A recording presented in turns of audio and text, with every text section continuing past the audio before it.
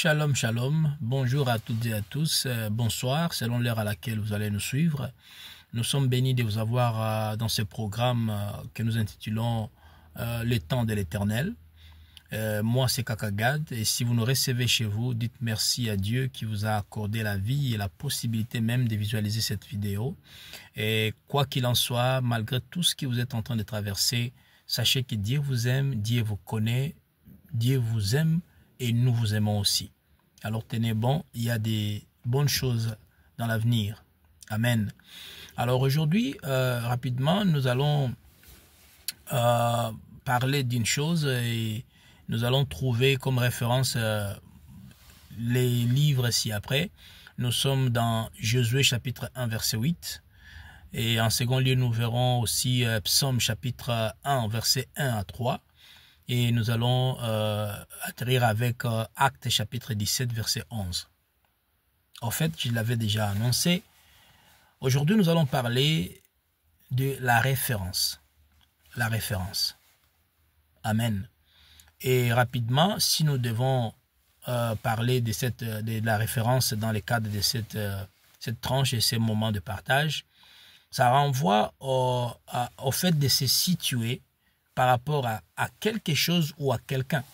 Autrement dit, voir ce que vous faites et vous comparer avec une autre source. Ou encore, pendant que vous faites quelque chose, vous vous référez ou encore vous prenez comme source quelque chose ou quelqu'un. Amen. C'est pourquoi, pour ceux qui écrivent, il y a ce qu'on appelle une référence bibliographique, c'est-à-dire, il a écrit un livre à partir des différentes sources. La loi, la constitution peut être aussi une source. On veut créer une entreprise, ça sera conformément à la loi congolaise, à la loi, je ne sais pas, américaine, et ainsi de suite. Ça, c'est une référence. Amen. Pour nous qui sommes chrétiens, notre référence, c'est Jésus-Christ.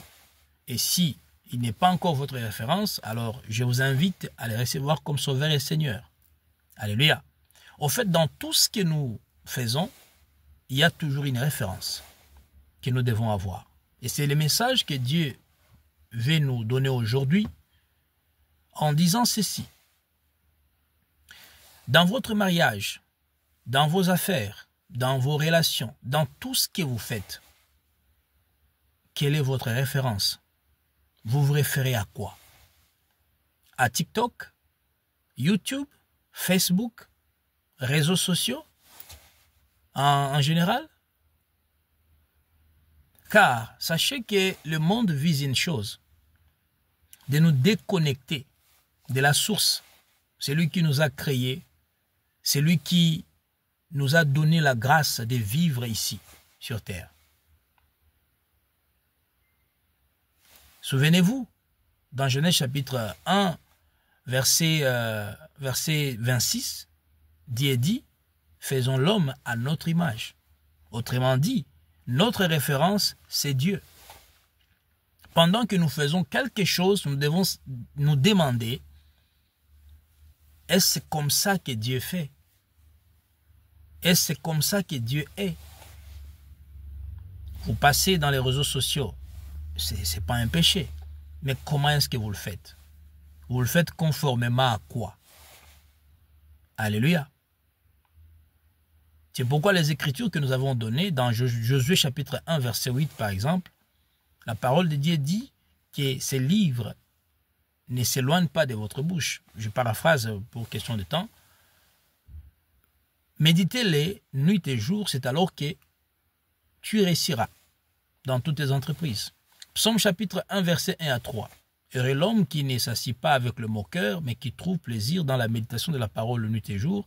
Il est semblable à un arbre planté au bord d'un courant d'eau, dont le feuillage ne se flétrit point. Et tout ce qu'il fait réussit. Actes chapitre 17, verset 11, on nous dit que les Juifs de Bérée avaient des sentiments plus nobles que ceux de Thessalonique. Et ils prenaient le temps d'examiner la parole de Dieu pour voir si ce qu'on était en train de leur dire était vrai. Alors, dans votre mariage, quelle est votre référence? Dans vos relations avec les autres, quelle est votre référence? Parce que si vous n'avez pas de référence, vous aurez du mal à atteindre l'objectif, à atteindre la destination.